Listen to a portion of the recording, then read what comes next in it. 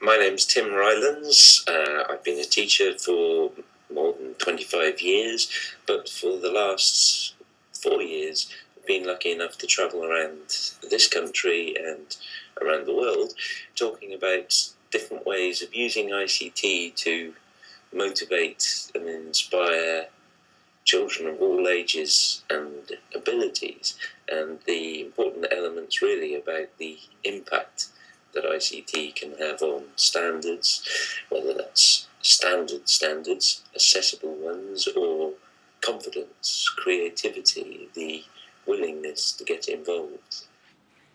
Hello everyone, hope you're having a good time at the conference. My name is Derek Robertson and I'm speaking to you all the way from Scotland in the United Kingdom. And I work for a national organisation in Scotland called Learning and Teaching Scotland. When you consider reasons, justifications as to why I have been investing money in Nintendo DS, Nintendo Wii, PlayStation 3, Xbox resources, why would I invest my money that is scarce now in the educational field? Why would I invest that in these devices that have long had a dubious reputation? I could talk to you for hours about the games that we have bought from the shops that were built for entertainment, but that we believe are inherently educational and that they offer schools and learners and teachers really powerful learning contexts that offer challenge, demand, appeal, cultural relevance, and that they can help take learners forward. But the virtual is no replacement for the real. I think we have to have a really good mix of the analog and the digital. There is no replacement for getting them outside, smelling it, dirty from it, picking it up, finding out real problem-solving skills. So I think the handheld learning opportunities, using things like phones and iPads and whatever, any technology, means that we have the opportunity to get outside, to blend classroom learning with the outside world. Hi, my name is Dawn Hallybone. I am the ICT coordinator and senior teacher at O'Dell Junior School in the London Borough of Redbridge. We have been using handheld devices for about 3 years, primarily the Nintendo DS, but also the Nintendo Wii. Handheld and mobile learning means to me, the best description I can probably give is one that my children described it, and they describe it as the learning in their hands, which I think is quite a powerful way of describing it. They feel that when they use mobile tech, whether it be a laptop, a DS, a palm, whatever they might be using, they feel that the learning is in their hands and that they're in control of their learning.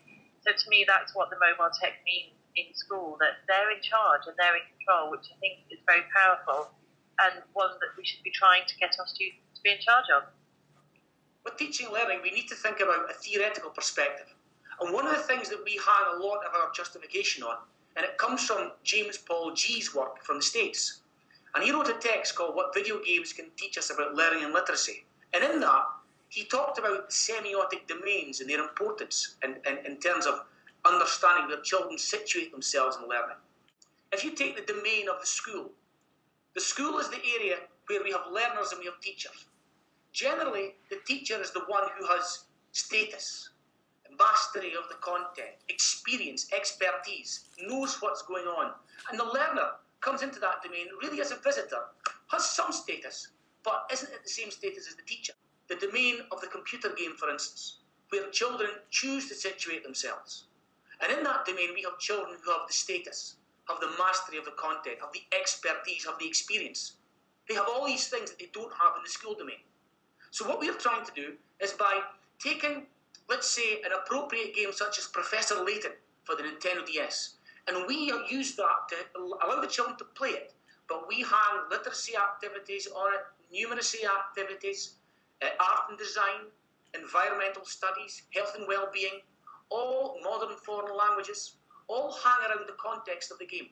And so the children seem to feel that although we've crossed the domains, if you think about a Venn diagram, and we have the domain of the games world and the domain of the school, and they intersect, in that space, we feel that the school sits and the pupils readily and willingly sit.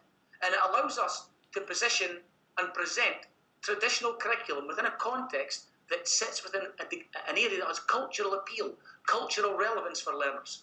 We think that is hugely, hugely important. The mobile technology is relevant to the children today because they all have it, either in their pockets or at home. They all own some kind of mobile device. So I think it's bringing tools that are familiar to them into a different setting that they might not be used to. And if children can use those things that they have at home when they're in the classroom as just one part of effective teaching and learning, then we have some real powerful opportunities. When we're using any technology, if it engages children, if it motivates, if it inspires, if it gets them taking off and flying, that's not enough. It has to go beyond just, oh yes, they loved it, and we ended up with some really lovely pictures, and they really enjoyed it.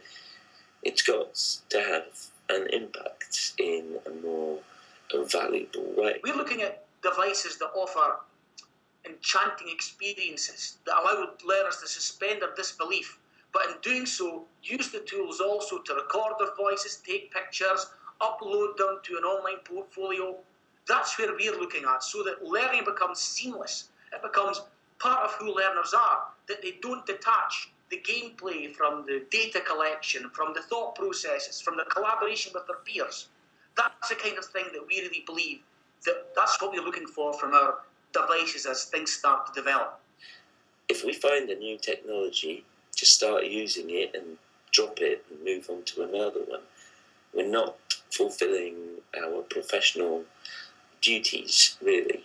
I think the aim should be to use technologies appropriately and effectively.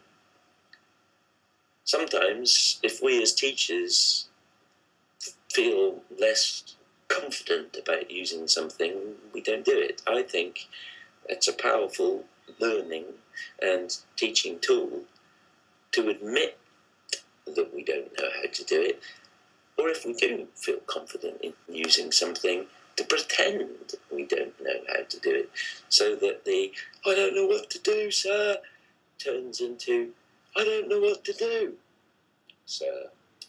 Press this one." For many teachers, they feel compromised and threatened by ICT. And when there's a steep learning curve, many teachers get up so far and then they slip off, and then they don't use the technology that they've been trying to find out about. However, if I give, in our experience, when we give teachers a tiny piece of training and hand over a Nintendo DS, or a PlayStation 3, or a Guitar Hero set with Xbox, or a Nintendo Wii, whatever, within minutes, the teacher is working independently.